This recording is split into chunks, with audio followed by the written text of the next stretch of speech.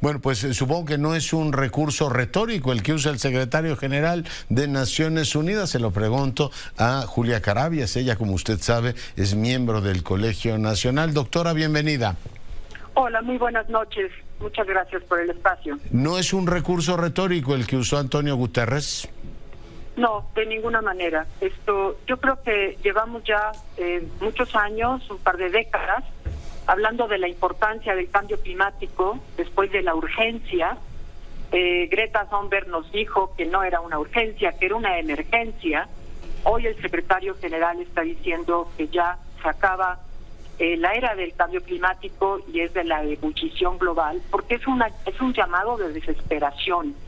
No se está tomando en serio lo que está significando, y lo que ocurre es que pues en el último mes y día jueves pasado, el Meteorológico Mundial, la Organización del Meteorológico, dio los datos de lo que estaba pasando en julio, y es ni más ni menos que la temperatura más alta que se ha registrado promedio del mes de los últimos quizás 120,000 años.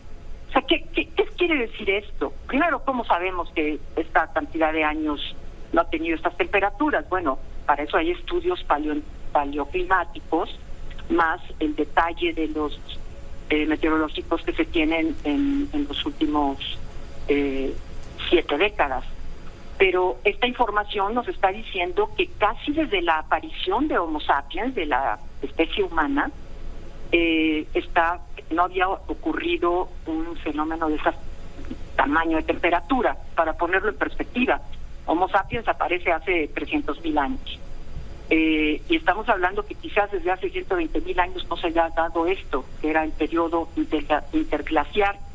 Entre estos periodos glaciares e interglaciares es como Homo sapiens se fue distribuyendo en todo el planeta.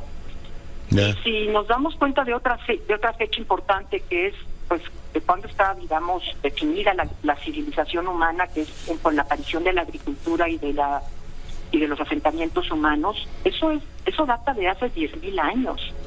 Entonces, lo que hemos visto, estos registros de temperatura, se salieron por completo ya del umbral estable de cómo nos hemos desarrollado los humanos.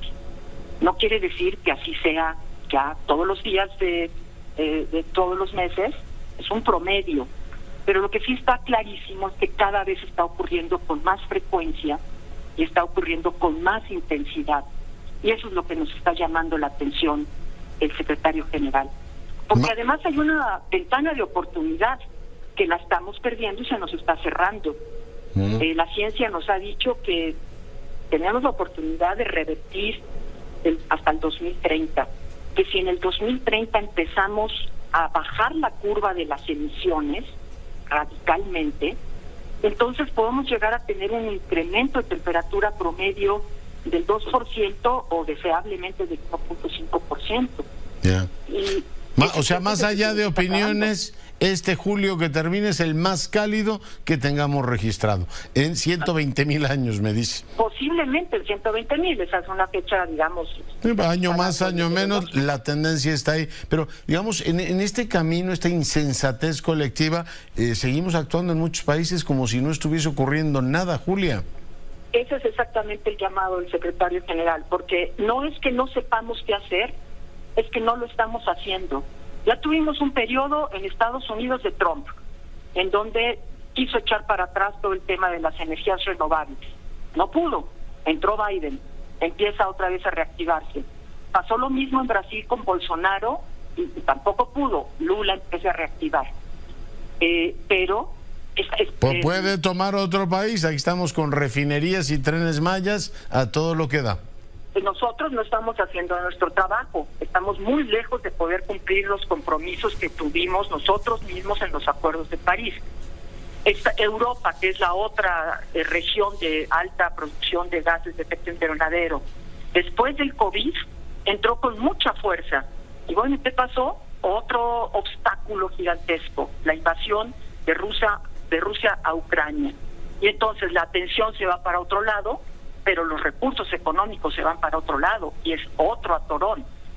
Lo que nos está pasando es que si no actuamos en los siguientes 7 años para que en el año 2030 empiecen a bajar las emisiones, no que a partir de entonces empecemos a hacer cosas, sino que a partir de entonces las emisiones ya se corten radicalmente, vamos a tener una situación absolutamente inmanejable.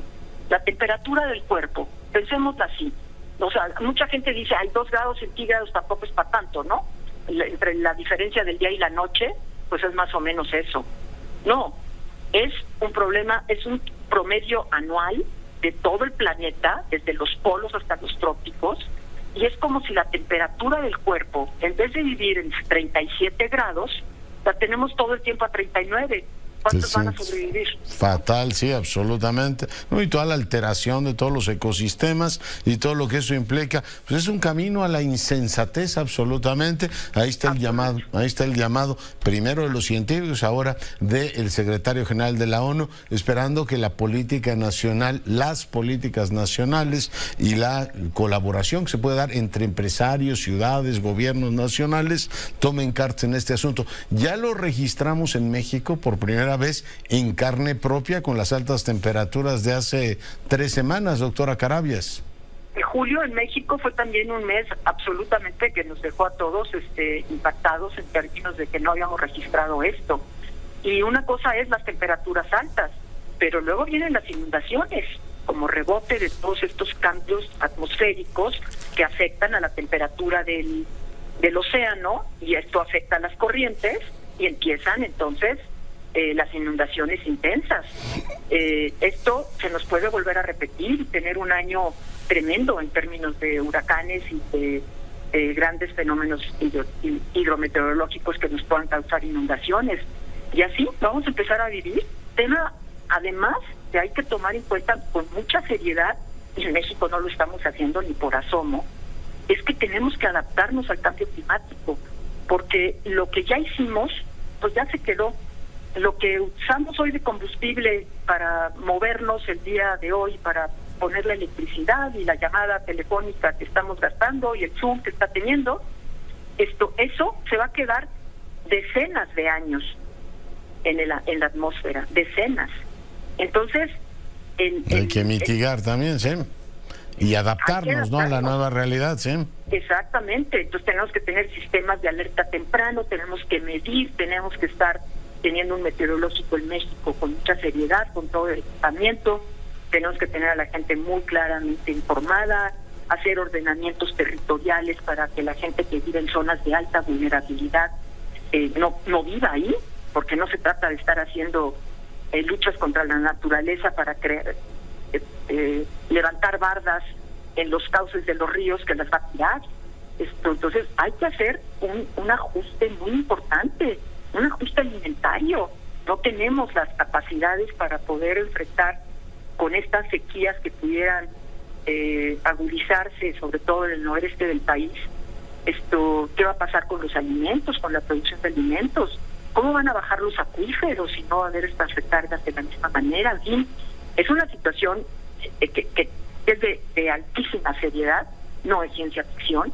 Ya llegó el cambio climático y la ciencia lo ha definido clarísimamente. Los políticos están buscando pasar el sexenio, buscar el trienio, y no se está enfrentando. Por eso es el llamado de desesperación del secretario general, que yo celebro mucho. Muy bien, pues tomo notas, y con precisamente sus intervenciones tratamos de darle densidad en la conversión pública de estos temas. Julia Carabias es miembro del Colegio Nacional y yo estoy muy agradecido con ella. Al contrario, la agradecida soy yo. Un abrazo. Gracias, pues ahí lo tiene. Ahí está el tema. Ese debería ser el centro, la primera prioridad de la discusión nacional, pero aquí estamos en otros asuntos.